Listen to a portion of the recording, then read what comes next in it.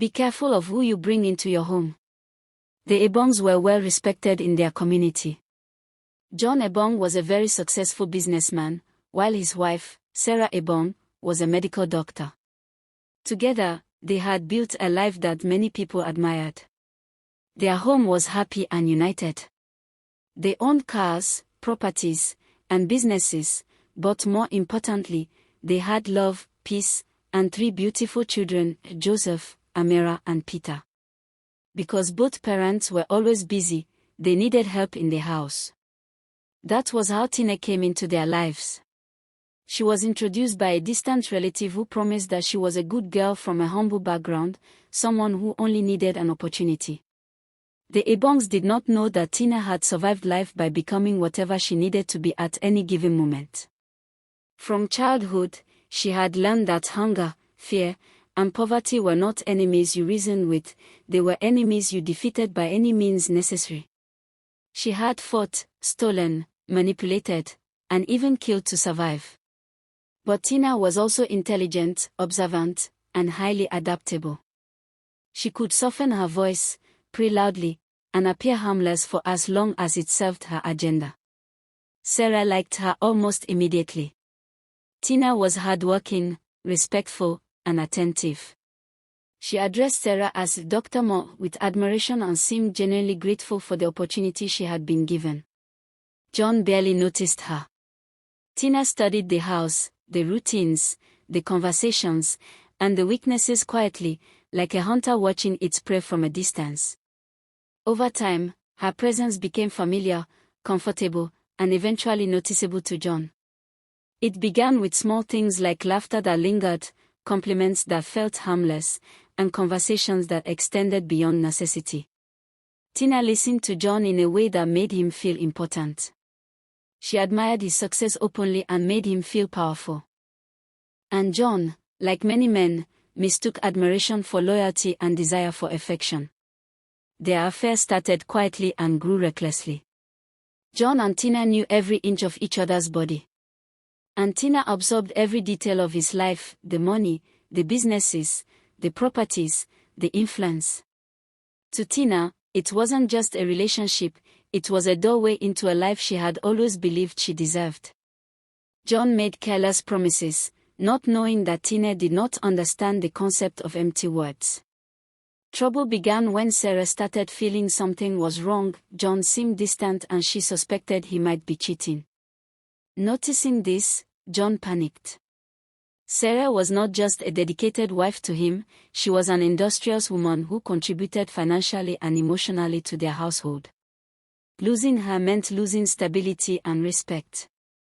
So John ended the affair abruptly. Tina, pretending to be naive, accepted it calmly. She did not cry or shout. She simply went back to her duties as though nothing had happened. And John felt relieved. But what he did not know was that Tina had already decided that if she could not rise through the front door, she would burn the house down and rebuild it. Days later, Tina overheard Sarah discussing her plans to attend an event out of town with the kids. Tina then requested leave to visit her sick mother in the village. Sarah approved it without hesitation, and even gave her foodstuff to take home with her. Tina left, making sure everyone knew she was gone. Then, secretly, she returned the night before Sarah's journey. Moving through the compound like a thief in the night, she fixed an explosive device underneath Sarah's car. Before dawn, she was gone again. The next day, Sarah drove out with Joseph, Amira, and Peter. The explosion came suddenly, violently, and without mercy. The fire consumed the car entirely, leaving nothing but ashes. The whole community mourned the Ibong family. John was shattered, almost to the point of ending himself. Police investigated thoroughly, but Tina was never a suspect. She had traveled days earlier, and John, desperate to protect his secret affair, never even mentioned her. When Tina returned, she became the woman who stayed. She cooked, cleaned, cried, and nursed John back to emotional stability. Weeks later, the affair resumed, and Tina became pregnant. John believed God was giving him another chance. They married quietly despite opposition from Sarah's family. After 9 months, the day of delivery finally came. From the moment labor started, something felt wrong. The pain was not normal. It was deep and relentless. Tina had always prided herself on being rugged. Pain had never scared her. She had endured beatings, hunger, and street violence as a child, but this pain humbled her. The nurses exchanged worried looks, and the doctor kept checking her vitals, confused by how badly her body reacted to a pregnancy that should have been straightforward. When the baby finally came out, Tina was happy. But as days passed in the hospital, her happiness turned to worry. The boy looked exactly like Joseph, Sarah's first son who had died in the explosion. The shape of the eyes, the curve of the lips, even the tiny dimple on his left cheek, everything was identical. Tina's hands trembled uncontrollably. It was as if the past had come to haunt her. But while Tina trembled, John rejoiced. He held the child as though holding a miracle, sobbing openly and thanking God for returning his late son to him. Tina's health began to deteriorate immediately after childbirth. It was sudden and aggressive. Doctors were baffled. Tina was only 25 years old, strong, and medically fit. Her genotype was A, her medical records were spotless. She could not even remember the last time she had fallen sick before pregnancy. Yet now, her blood pressure fluctuated dangerously, her body weakened rapidly, and infections came without explanation. Tina knew she was paying for something, but she said, "Fuck you, Sarah." She did not care. Whatever this was, she believed she would survive it. In her mind, she had won the war. She had the man. She had produced a male child, a direct replacement for the son he lost, and she had secured her place in the Ibong lineage. Pain or sickness meant nothing compared to that victory. Determined to lock her position permanently, she deliberately got pregnant again, even after the doctor warned her that another pregnancy could be extremely dangerous. She told herself she would endure one more pregnancy and stop. Whatever it took, she would survive it. The second pregnancy almost broke her. From the earliest weeks, pain became her constant companion. It followed her everywhere. Nothing could explain it.